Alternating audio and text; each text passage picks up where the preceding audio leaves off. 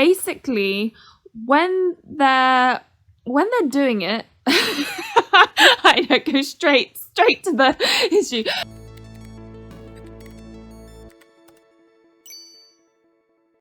Hello everyone, it's Lily, and today I'm going to be talking about 3 grotesque and or extremely messed up bad endings that I have come across in Otome games.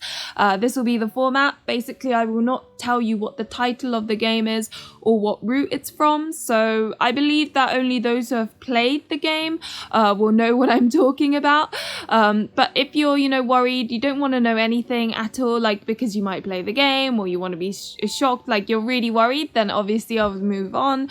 Also, this is a grotesque bad ending video. It's gonna have messed up stuff, so if you're really sensitive about a certain trigger warning or content warning, then please do comment below whether it includes that, and I will tell you. The reason why I'm not including it here is because the content warning is basically the spoiler, so but yeah, please comment below if you have any questions prior to watching this video. But anyway, let's start. So the third one I will talk about is, in my opinion, the least gruesome. It's about the main character who essentially gets kind of kidnapped alongside 2 characters. They're put in this, I can't remember if it was like a glass case or like a cage or something. It's been a while since I've played this game.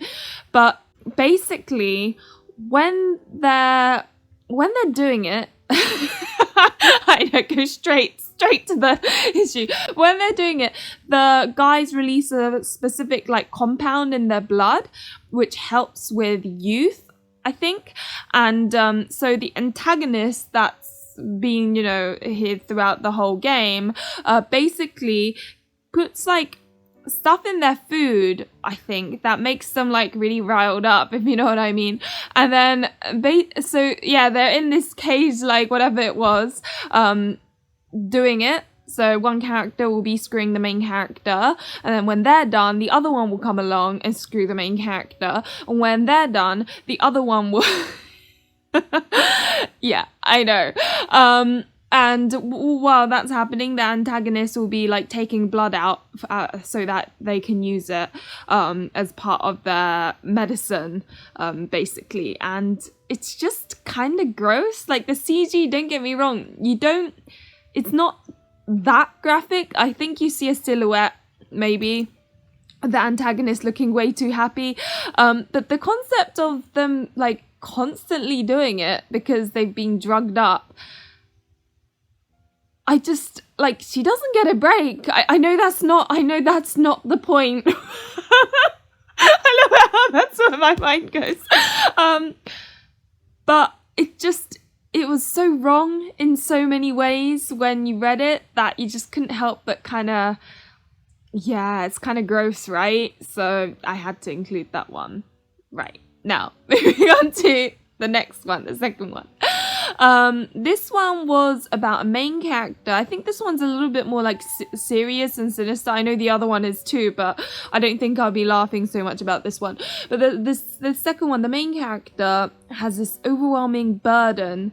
I won't go into details, but because of this burden and responsibility, she just can't deal with it, and so she jumps out of the window and commits suicide. And the love interest just can't handle the fact that she's dead, so what he does is she brings her corpse into the house and then acts and treats her as if she's still alive. And the CG is literally, you see the love interest with a spoon with some food on it going, "I made your favorite soup today, here you go, you can eat it," feeding her. That's the CG. He's feeding food to a corpse, acting like she's alive. And just, I don't know, for me that was just so creepy because she's dead. I understand that he loved her so much that he just can't deal with the fact that she's passed away. But I still thought, oh god, that's, yeah, I don't know. I am not that affected by these things, so it didn't really make me uncomfortable or whatever. But when it happened, I was like, oh my dear Lord, I didn't think they would push it this far. So, but yeah, that's the second one. Now the third one, and this is more tragic and messed up than it is grotesque. The other two I kind of can like shrug off and like this shock factor and all this. But this one, it's really weird because when I played it and when I finished it, I didn't cry. But whenever I tell people, I start tearing up. So I'm like, okay, I need to try not to tear up for this one. But anyway, so it's about this girl who is really struggling because she's got debts. Right from the beginning, this love interest has been completely in love with her, trying to, you know, get her hand in marriage, and it's cute, don't be wrong, as in like, you know, it's always cute, they go on little dates and stuff, and as I said, it's always cute up until the bad end. But what happens in the bad end is that everything goes downhill for her. So she was actually promised to another guy, but his business goes so badly that he ends up in extreme debt, and then I can't remember if he dies or not. I don't know. Yeah, it's been a while since I played this game. Her brother turns up dead, floating in a river with, I think, his lover or something. So that was tragic. Oh, bearing in mind her father and mother's also dead by this point because of a series of events. Yeah, I know, it's it's just one thing after another. And then not only that, her debts have grown even more because they were moved to like a loan shark as opposed to government, or I can't remember, but her loans get even worse. And basically, she truly believes that the reason why this has all happened is so, you know, because of the love interest who has done this in order to corner her so that she can't say no when he proposes to marry her because he's extremely rich. But anyway, you had two options.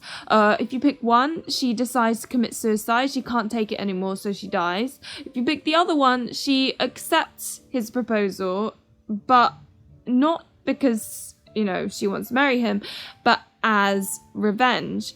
And what happens is she finds this poison that she can put in his drink every single day and will kill him in a way that looks like natural reasons. So, you know, cancer, for example. And so every day she puts, you know, a little bit of this poison into his drink, and you know, sometimes he doesn't even want a drink, but she's like, oh no, you should have this drink. And you're kind of sitting there feeling a little bit uncomfortable because you're like, oh. And yeah, so that happens.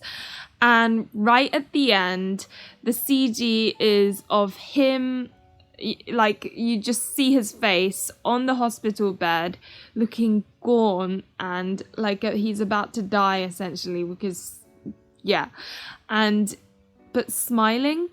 So he looks gaunt, about to die. The, you know, main character's looking at him, but he's smiling because then he says, "Thank you for marrying me." And it's just kind of like, ooh. And you think that's bad enough, right? You're sitting there going, oh, that hit hard, because even the main character is showing some level of guilt by this point. She keeps on almost kind of, you know, having feelings for him, but she constantly makes herself go, no, you're here for revenge. Don't forget that. And that happens. And then she goes to see him in hospital and he's like, oh, thank you for marrying me. And anyway, it hits really hard. But while she's sorting, she goes back home, and while she's sorting out his stuff, she finds his diary, and it basically shows his thoughts on what was happening from before they got married, and he basically has his confusion on why, you know, her debts got worse, why her brothers died, and how he wishes he can help her, and how he wasn't guilty of any of the stuff that she thought was his fault. And then you open the page and there's a white handkerchief, right? Oh basically he'd been in love with her from like childhood, and what had happened is he was like the bottom of the bottom, in that he was doing everything he could to survive, including stealing stuff. And it was one day that he had actually been running away from the police, and the main character hid him from the police and gave him this white handkerchief to clean his face after, you know, protecting him from the police, like saying, oh, they went that way or whatever. So from that point onwards, he never forgets her and works really hard to become this rich guy, so that he could come back and ask her to marry him. And so you see that he had actually been in love with her for this, like, you know, over a couple of decades essentially. And then when he finally marries her, he actually knows what she's doing. Like, he knows that she's been poisoning him every single day. But it says he loves her so much that he doesn't care that she's poisoning him, and that he's just happy that they're married. And at the end, he's like, thank you for marrying me. And I just...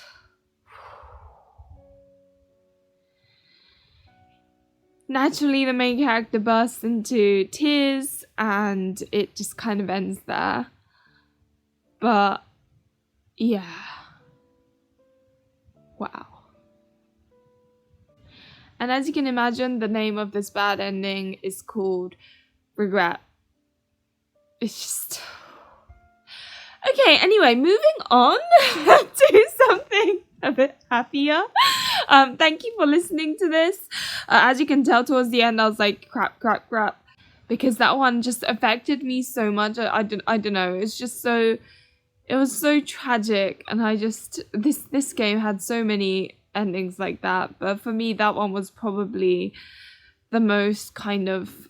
I guess also unique. Because a lot of these endings I see in other games, so the more Otome games I play, the less I'm kind of surprised or amazed or, you know, anything about the bad endings. So, but this one, it really, I was impressed. I thought that was really well done. And even if you don't like bad endings, I think that one was one that is good to play. I mean, I understand some people can't like deal with bad endings, but that bad ending had to be one of my favorites, and it just, yeah, it was a whole different level of tragedy.